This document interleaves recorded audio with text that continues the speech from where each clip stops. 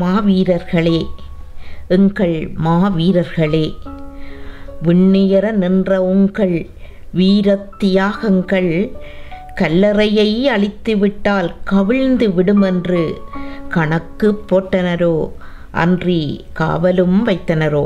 விண்ணுயர நின்ற எங்கள் வீரத்திலகங்களே, தலைவன் நிலத்தில் நிறுவிய உங்கள் நினைவு தடங்களெல்லாம் இன்று நிலைகுலைந்து போனதுண்மை. ஆனால் தமிழர் மனத்தில் நிறுவிய மாவீரரின் நினைவு தடங்களை தகர்த்திட தடுத்திட கடவுளுக்கே உரிமையில்லை.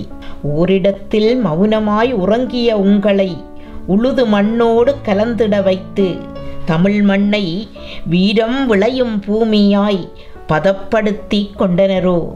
அதை பார்த்து பதைத்து பட்டதுயர் படையெடுக்கும் அதை பார்த்து பதைத்து பட்டதுயர் படையெடுக்கும் வதைப்பட்ட உயிரெல்லாம் வானுயர வளர்ந்து நீதிக்காய் நிமிர்ந்து நிற்கும்.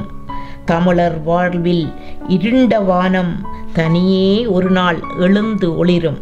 கல்லில் பொறித்தது போல் தமிழர் நெஞ்சில் பொறித்து போற்றும் வீரரை, கல்லில் பொறித்தது போல் தமிழர் நெஞ்சில் பொறித்து போற்றும் வீரரை நாம் நினைவில் நிறுத்தும் மா வீர விழாவை, அந்த வீரர்களை வணங்கும் மாபெரும் விழாவை அஸ்தமிக்க வைப்பதற்கு ஆண்டவன் கூட எண்ணமாட்டான். எங்கள் இனத்தின் குல தெய்வங்களே, தமிழர் இனத்தின் தவப்புதல்வர்களே, விடுதலை வரலாற்றின் வீர வேங்கைகளே, கார்த்திகை மாதத்தின் வீர கண்மணிகளே, மொழியை நேசிக்கும் மொத்த இனமும் விடுதலை விரும்பும் மொத்த தமிழனும் கார்த்திகை 27 கண்கலங்கி நிற்பான்.